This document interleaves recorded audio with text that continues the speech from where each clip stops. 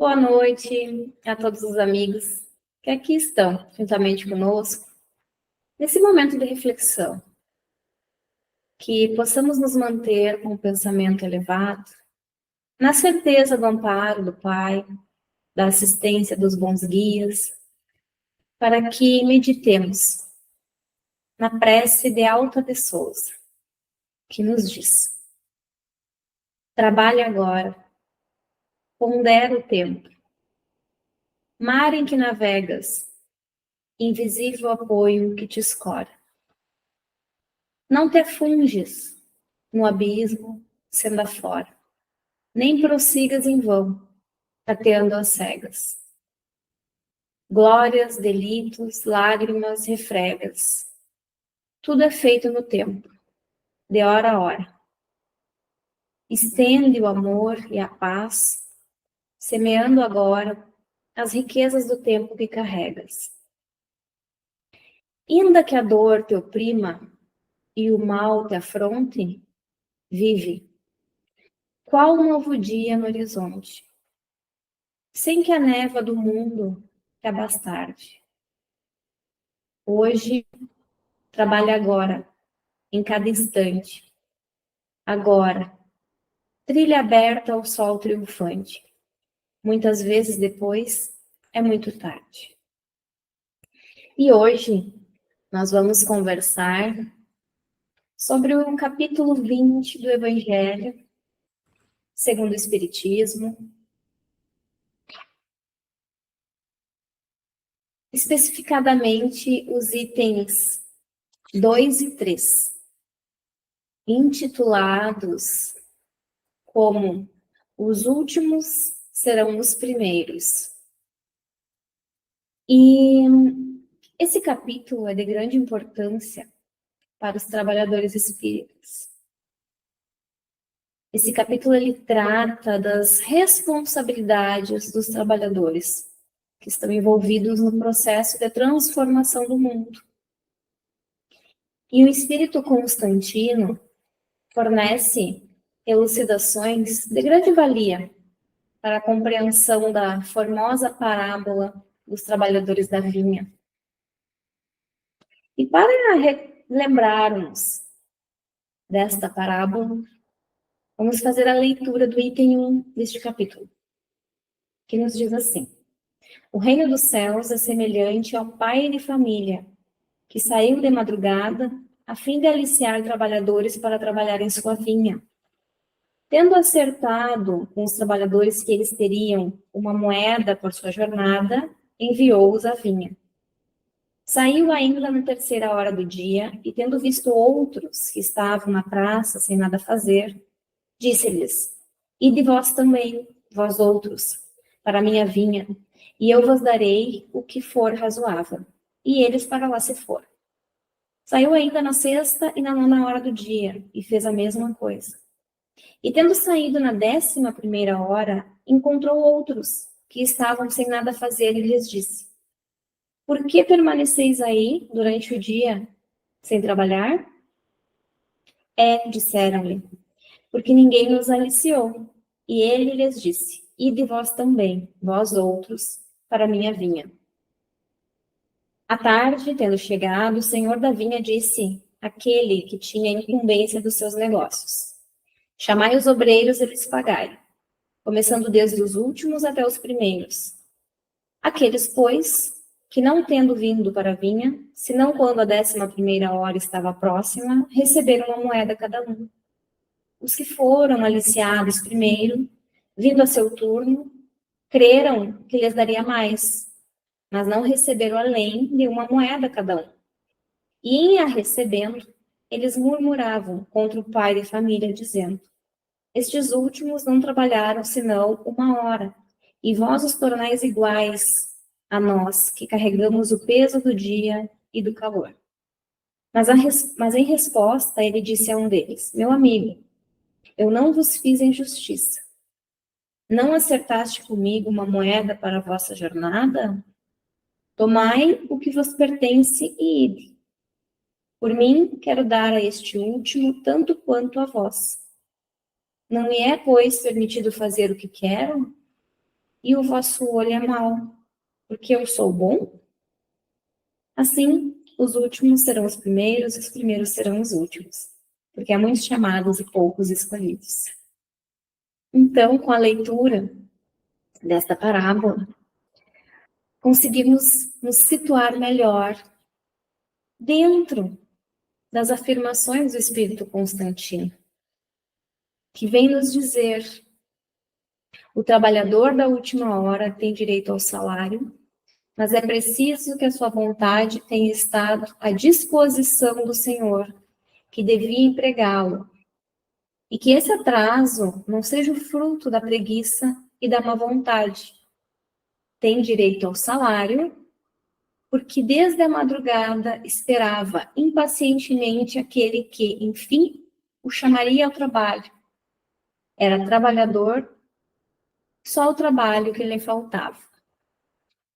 E vemos que o Espírito, ele destaca alguns aspectos importantes, que há uma condição para o recebimento do denário, a disposição permanente para o trabalho.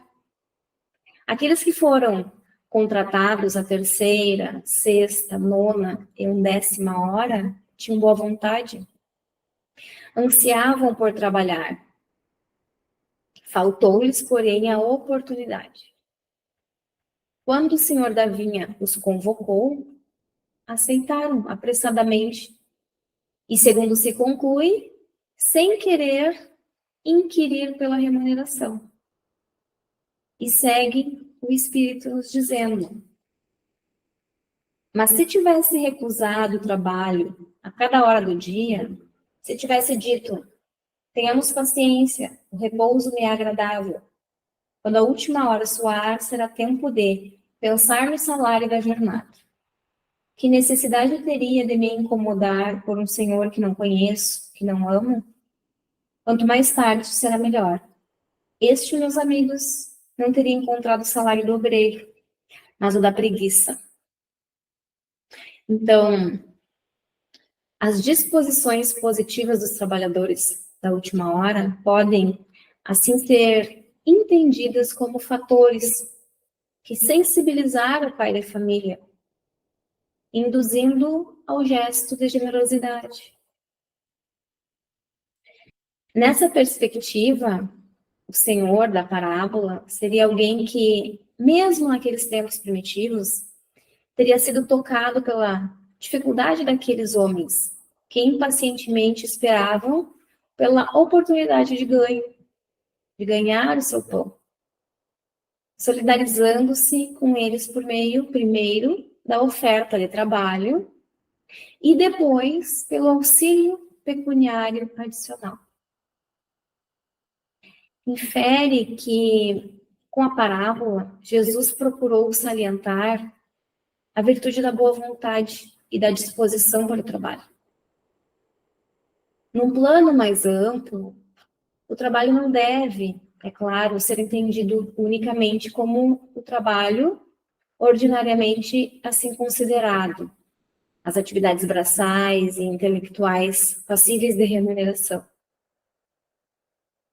Toda ocupação útil é trabalho, conforme consta no Livro dos Espíritos, na questão 675. Tudo que concorra para o desenvolvimento próprio, do semelhante e em geral da criatura, é trabalho, nessa conceituação estendida. A mensagem mais evidente da parábola é a importância de nosso engajamento nas atividades da vinha universal. Ele traz para nós o salário da felicidade. O salário seria o bem-estar físico, a satisfação intelectual, o prazer do cultivo do belo, a tranquilidade moral. Este é o significado do salário que Jesus se refere. A diversidade dos grupos de trabalhadores da parábola indica a diversidade dos seres criados e das tarefas a desempenhar de cada estágio da evolução. Deus reconhece essa diversidade, convocando cada um ao seu tempo para as tarefas adequadas ao momento. E contanto que haja disposição para o trabalho, todos recebem o fruto de seus labores, por mais modestos que sejam. Não espera o Senhor, num dado dia, todos que desempenhem as mesmas tarefas. A meta de todos deve ser a de colaborar cada vez mais na obra divina. Mas a convocação divina leva em conta a capacidade presente de cada um.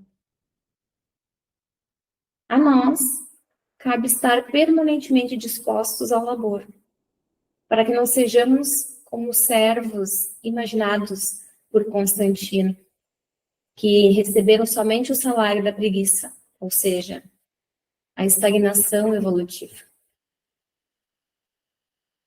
E a igualdade dos pagamentos que cada trabalhador de boa vontade recebe, reflete a bondade divina, que valoriza tudo aquilo que venhamos a fazer na obra do bem. E outra virtude também evocada pela parábola é o desinteresse. Conforme notamos, os trabalhadores da última hora e todos os demais que foram convocados, depois do início do dia, aceitaram a oferta de trabalho sem perguntarem quanto ganhariam.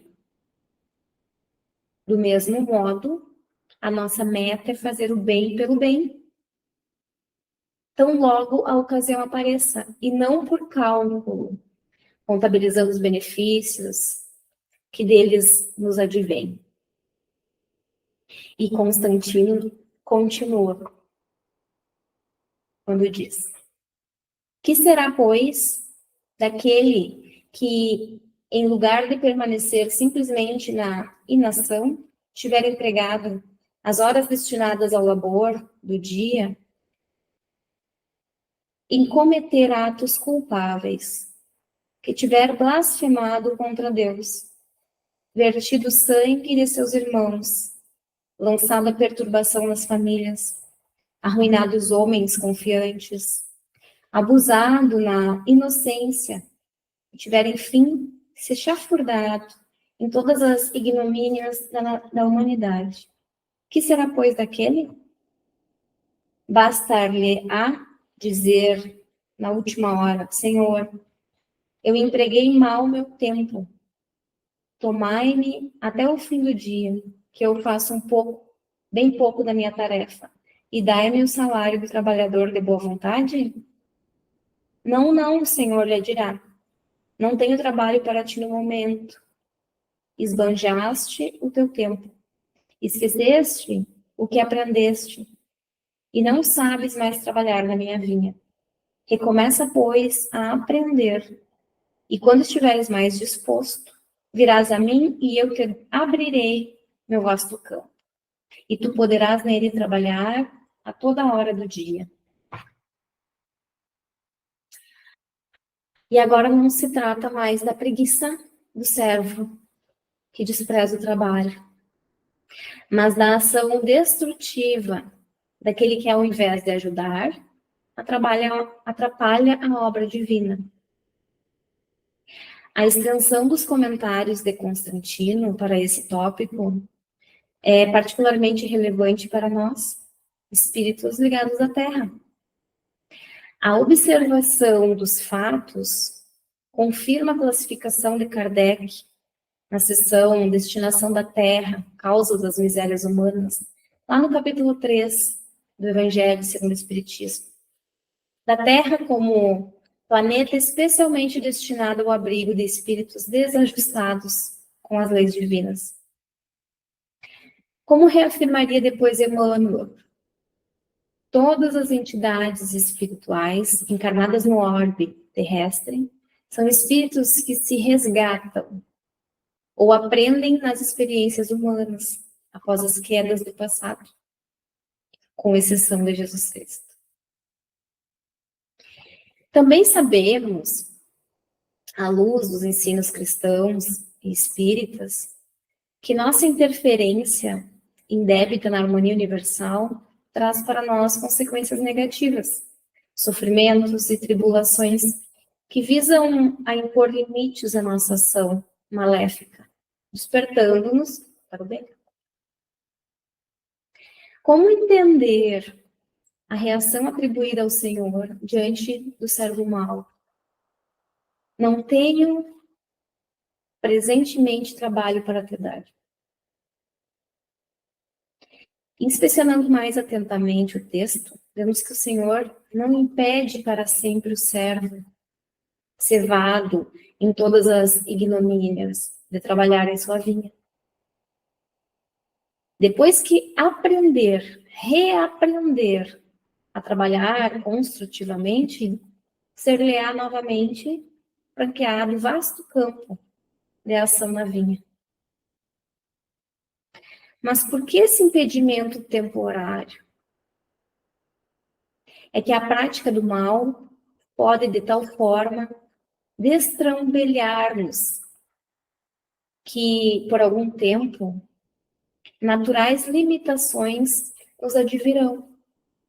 Seria como um motorista insensato, que provoca um acidente e vai hospitalizado.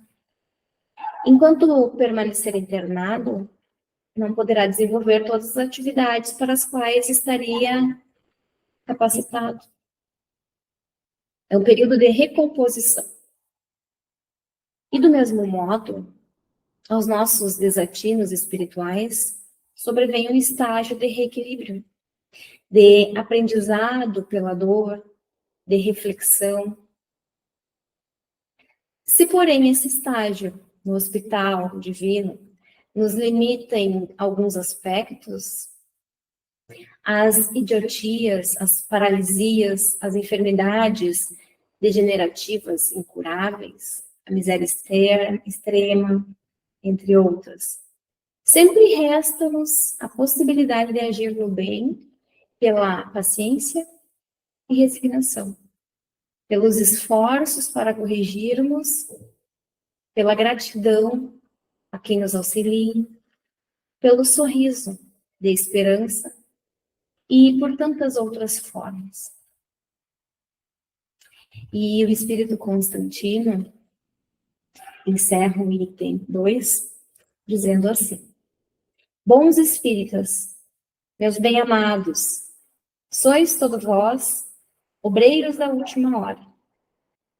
Bem orgulhoso seria aquele que dissesse: comecei o trabalho no alvorecer e não o terminei senão no declínio do dia. Todos vós viestes quando fostes chamados, um pouco mais cedo, um pouco mais tarde, para a encarnação da qual carregais os grilhões. Mas desde quantos séculos e séculos o Senhor vos chamou para a sua vinha, sem que tivesseis querido nela entrar? Eis o momento de receberdes o salário. Empregai bem essa hora que vos resta, e não olvideis jamais que a vossa existência, tão longa que vos pareça, não é senão um momento bem fugídio na imensidade dos tempos que formam para vós a eternidade. E a leitura atenta deste trecho, ela se faz necessária para melhor compreensão. Porque, primeiro, a frase inicial qualifica os espíritas. Ela diz bons espíritas. O adjetivo bons, em geral, passa despercebido. A frase não diz respeito aos espíritas em geral, mas aos bons espíritas. E todos conhecemos a impressionante lista de qualidade dos bons espíritas, que Kardec registrou lá no capítulo 17 do Evangelho segundo o Espiritismo. Seções O Homem de Bem e os Bons Espíritas. E além disso, a frase em si ela não tem o artigo definido os antes de obreiros da última hora, como normalmente se diz. A inclusão do artigo emprestaria ao pensamento um ar de sectarismo e orgulho, incompatível com a índole da doutrina espírita.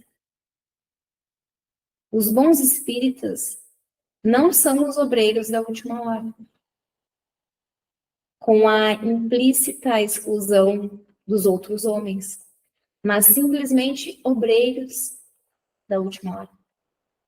Eles são aqueles que passaram, numa hora relativamente recente da história da humanidade, a trabalhar ao lado de tantos outros na vinha do Senhor.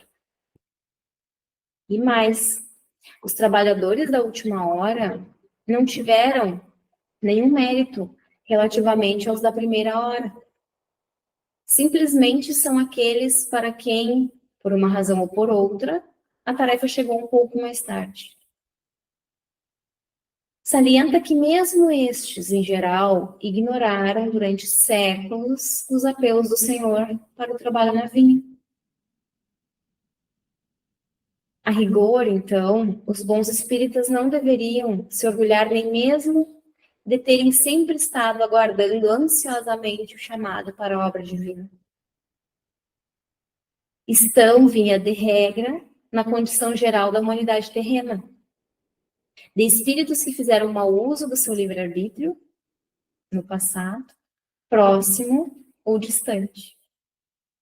No entanto, o que os caracteriza, sem a exclusão de outros, repetimos, é que agora já superaram aquele período de hospitalização e reaprenderam a trabalhar no bem. Esse é o maior salário. A bênção de já poderem trabalhar na construção de sua felicidade, mediante o amor ativo ao próximo e a si mesmos. E que dizer agora dos espíritas, que ainda não podem ser ditos bons? Esses são os que, não obstante terem as luzes dos princípios espíritas ao seu alcance, ainda resistem indolentemente a trabalhar, ou a trabalhar tanto quanto sua condição permitiria. Ou aqueles em condição mais lastimável ainda, que ainda se cevam nas ignomínias morais, sem envidar esforços para emendar-se. É claro que essa classificação não é nítida. Não há apenas dois grupos de espíritas. Há uma gradação contínua, começando naqueles francamente retardatários e terminando nos que já entendem e vivenciam plenamente as diretrizes divinas para os homens. Caberá a nós determinar, pelo exame isento de nossos pensamentos e atos, a nossa posição nessa escala. E incessantemente procurar galgar posições cada vez mais avançadas, pela reparação de nossos erros, pela superação dos vícios e conquistas das virtudes. E o item 3, ele nos traz, por Henry Eyring, explicação desse processo, quando diz: Jesus gostava da simplicidade dos símbolos e, em sua vigorosa linguagem, os trabalhadores chegados à primeira hora são os profetas, Moisés e todos os iniciadores que marcaram as etapas do progresso, seguidos através dos séculos pelos apóstolos, os mártires, os pais da igreja, os sábios, os filósofos e, por fim, os espíritas. Estes, os últimos a virem, foram anunciados e preditos desde a aurora do Messias e receberão a mesma recompensa. Que digo eu? Mais alta recompensa. Últimos a chegar, os espíritas aproveitam dos trabalhos intelectuais de seus predecessores, porque o homem deve herdar do homem e seus trabalhos, os seus resultados são coletivos. Deus abençoa a solidariedade. Muitos dentre eles, aliás, revivem hoje ou reviverão amanhã para arrematar a obra que começaram outrora. Mais de um patriarca, mais de um profeta, mais de um discípulo do Cristo, mais de um propagador da fé cristã, encontram-se entre eles, porém, mais esclarecidos, mais avançados, trabalhando não mais na base, mas no coroamento do edifício. Seu salário será, pois, proporcional ao mérito do trabalho. A reencarnação, esse belo dogma, eterniza e precisa a filiação espiritual. O espírito, chamado a prestar contas do seu mandato terrestre, compreende a continuidade da tarefa interrompida, mas sempre retomada. Vê, sente que apanhou no voo o pensamento dos seus antepassados. Reentra na liça amadurecido pela experiência para avançar ainda. E todos, trabalhadores da primeira e da última hora, olhos voltados para a profunda justiça de Deus, não murmuram mais e adoram. Tal é um dos verdadeiros sentidos desta parábola que encerra, como todas as que Jesus dirigiu ao povo, o germe do futuro e também, sob todas as formas, sob todas as imagens, a revelação dessa magnífica unidade que harmoniza todas as coisas no universo, dessa solidariedade que religa todos os seres presentes ao passado e ao futuro. Então, quer dizer, acima de tudo, a solidariedade entra em evidência. E Jesus, em uma explanação ao apóstolo Bartolomeu, ele diz que a vida terrestre é uma estrada prodigiosa que conduz aos braços amorosos de Deus. O trabalho é a marcha. A luta comum é a caminhada de cada dia. Os instantes deliciosos da manhã e as horas noturnas da serenidade são os pontos de repouso. Mas alerta, na atividade ou no descanso físico, a oportunidade de uma hora, de uma leve ação, de uma palavra humilde, é o convite de nosso Pai para que semeamos as suas bênçãos. Que possamos compreender verdadeiramente o sentido das palavras do Mestre e que, diante disso, possamos nos melhorar, de maneira que o trabalho que nos chegue seja abraçado, de maneira que possamos auxiliar a nós e aos nossos irmãos. Que assim seja, tenhamos todos uma excelente noite.